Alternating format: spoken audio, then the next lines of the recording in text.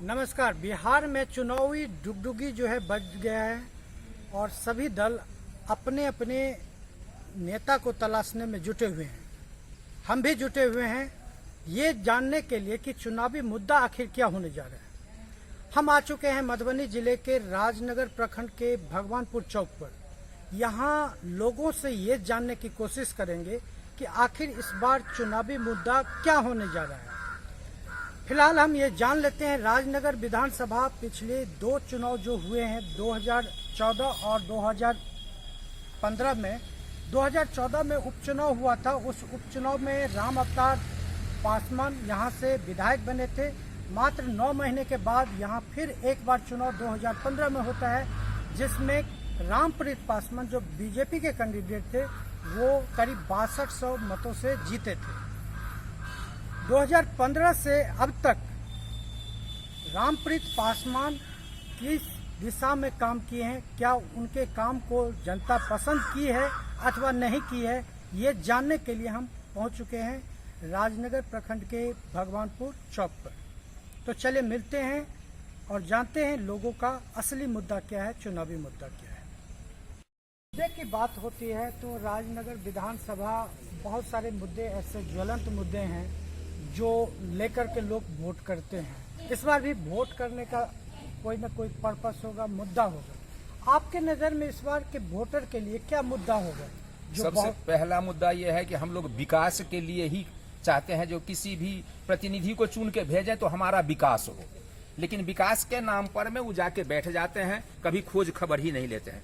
आज के डेट में कोरोना यहाँ इतना बड़ा महामारी हुआ, उसमें आज तक हमारे जो विधायक हैं वो आज तक हम लोगों को खोज खबर नहीं लेने आए, शुद्ध नहीं लेने आए। उनको ये डर थी कि कोरोना हमको न पकड़ ले। तो ये कोरोना के चलते, कोरोना में तो ये तो कोरोना महामारी जैसी बात है तो उसमें नहीं आए। उसके अलावा आज तक 5 साल हो गया, फिर से इलेक्शन आ गया है, लेकिन आज तक वो जो है सो कभी खोज खबर नहीं लेने आए हैं कि हमारी जनता यहाँ किसी को घर मिला या नहीं मिला, कौन कैसा है। हमारे गांव पे भी हमारा घर गिरा हुआ है, लेकिन उसको सुध लेने वाला कोई नहीं है। विकास इस बार मुद्दा होगा चुनाव को लेकर के। तो आप भी मानते हैं कि जो मुद्दा है इस बार का जो विकास ही रहेगा, या कोई जाति के आधार पर? जो कोई जाति के आधार पे नहीं, सिर्फ विकास के लिए अगर जो काम करेगा, चाहे वो पार्टी कोई सा भी हो, विकास अगर करेगा हम लोग उसको बार बार चुनते रहेंगे। आपका नाम क्या हुआ? रमन झा मेरा नाम है। एक युवा जो वोटर हैं वो अपने मन में क्या सोचते हैं, क्या जानना विचार रखते हैं, इस बार के विधानसभा जो वोटिंग होगी उस पर वो क्या सोचते हैं और वोटिंग का आधार इनका क्या होगा, इसके बारे में जानते हैं। सबसे पहले आप अपना नाम बता दीजिएगा। विश्वनाथ झा। विश्वनाथ जी, क्या मुद्दा होगा इस बार वोटिंग करने का? मुद्दा रोजगार। वोटिंग करने का जो मुद्दा है वो रोजगार। नीतीश जी जब 15 साल पहले जो है सो सत्ता में आए तो उन्होंने इसी बात का जो है सो नारा दिए हुए थे कि हम रोजगार लाएंगे, विकास करेंगे। विकास हुआ है, लेकिन रोजगार के नाम पर कहीं विकास नहीं हुआ है। शिक्षा नहीं हुआ है। एक स्कूल में 10 शिक्षक होनी चाहिए, वहाँ 2 शिक्षकों से काम चलाया जा रहा है।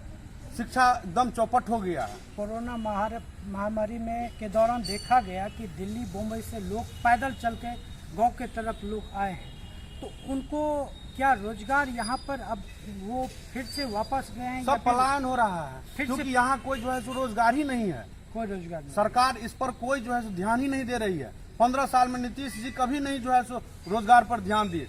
वो बोले कि हम चीनी मिल स्टार्ट करेंगे, सूत मिल स्टार्ट करेंगे, पेपर मिल स्टार्ट करेंगे, प्लाई मिल जो है सो बंद हो गया वो चालू करेंगे, लेकिन आज तक कुछ इस पर कहीं ध्यान ही नहीं दिया गया। वो भी कोरोना में शांत हो गए थे। यहाँ जो पब्लिक माने लेबर सब आया, पलायन होके वो सब माने भूखे मरने की नौबत आ गई। सब धीरे धीरे जा रहा है। जहाँ 1000 रुपए के टिकट है वहाँ 4-4 हजार रुपए का टिकट देके जो है जा रहा है। सरकार तो दावा कर रही है कि हमने तो 1000 रुपये जो भी पलायन करके आया उनको दिया है, चावल दिया है फ्री में, उसके अलावा राशन जो टाइम टू टाइम दिया जा रहा है। 1000 रुपये से क्या होने वाला है बताइए? चावल जो है सो मिल रहा है, चावल नहीं मिल रहा है, चावल मिल रहा है, लेकिन 1000 रुपये से अभी 40 रुपये आलू मिल रहा है, 50 रुपये प्याज मिल रहा है, सब्जी जो है सो 100 रुपये जो है सो टमाटर मिल रहा है, 100 रुपये परवल मिल रहा है। क्या 1000 से क्या होने वाला है? एक बार 1000 देने से उसका जो है पेट नहीं न बढ़ जाएगा? उसको रोजगार दीजिए, उसको रुपया नहीं दीजिए, उसको रोजगार दीजिए जो जिंदगी भर चले, वो अपना काम चलाए। तो आपने देखा कि विकास के अलावे रोजगार एक अहम मुद्दा है जिसको लेकर युवा इस बार काफी संजीदगी दिखाई दे रहे हैं। सबसे पहले ये बताइए कि जो इस बार चुनाव होने जा रहे हैं, लगभग ये तय हो चुका है कि बीजेपी अपना उम्मीदवार रामप्रीत पासवान को उतारने जा रहे हैं, वहीं राजद जो है राम अवतार पासवान को उतारने जा रहे हैं। तो क्या लगता है कि इस बार चुनावी मुद्दा आपका क्या होगा? देखिए, चुनावी मुद्दा होगा, विकास पे होगा। अब विकास हुआ नहीं है। हम लोग का जो विधायक था अब तक 5 साल हो गया, एक बार भी पलट के नहीं देखा। इसमें नया चेहरा आएगा इस बार भी वही मुद्दा रहेगा, विकास ही मुद्दा रहेगा जी, या जी। और कुछ लोकल मुद्दे जो होते हैं, सड़क, बिजली, पानी, ये सब मुद्दे इस बार नहीं रहेंगे चुनाव में? ये सब मुद्दा तो मेन है, लेकिन ये सब हो कहाँ रहा है? हमारे विधायक थे, वो तो कुछ किए नहीं। 5 साल चेहरा नजर आया भी नहीं उसका। अभी नया चेहरा आएगा, वेलकम होगा उसका फिर से। अब अपना नाम बता दीजिए। जी, मेरा नाम फयाज मंसूरी है। आप बताइएगा कि इस बार जो चुनाव होने जा रहे हैं उसमें आप किस आधार पर वोट करना चाहेंगे? क्या ये देखेंगे कि कैंडिडेट कौन सा है, पार्टी कौन सा है, या फिर विकास का मुद्दा ही रहेगा आपका भी? विकास का मुद्दा तो सबसे बड़ा मुद्दा है। सबसे पहले जो देखेंगे, जो विकास करने वाला कैंडिडेट रहेगा उसको हम लोग वोटिंग करेंगे। वो कि बिहार में तो ये भी होता है कि कौन से कास्ट से हैं, कौन से ये फैक्टर तो काम नहीं ना करेगा। नहीं, ये सब हम लोगों को कुछ नहीं सिर्फ करेंगे। विकास हम लोग एक मुद्दा विकास है। विकास एक मुद्दा है, वही विकास चलेगा। मुद्दा चलेगा। आप बताइएगा कि क्या ये बात जो दोनों ने बताए हैं कि विकास ही मुद्दा रहेगा, आपको नहीं लगता है कि कुछ लोकल मुद्दे भी होते हैं जिसको ध्यान में रखकर लोग वोट करते हैं? नहीं, ये जो है, जब से हम वो कैंडिडेट चुने हैं रामप्रीत पासवान जी को, उस टाइम से लेकर के उस टाइम में एक मर्तबा उसका हम चेहरा देखे, उसके बाद जो है वो 5 साल नहीं दिखे, न अब तक दिखे। इस बार भी हमको ये उम्मीद है, जो हमारे पास रामप्रीत जी आए, हम लोग से मिले, उसके बाद देखेंगे जो क्या करना है। लेकिन 5 साल में तो हम तो उनका चेहरा भी भूल गए, जो हमारे विधायक जी कौन है, चेंज हुए हैं या वही विधायक जी हैं, वो अब तक नहीं आए हम लोग के पास। नहीं, चेहरा कोई अहमियत नहीं रखती, अगर विकास हुआ है तो उस आधार पर होना चाहिए। विकास तो बिल्कुल ही नहीं किया। लोकसभा का जो चुनाव हुआ था उसमें जो मुद्दा था, क्या इसमें भी वही मुद्दा रह सकता है? वही मुद्दा रहेगा, मतलब विकास का मुद्दा। विकास का मुद्दा।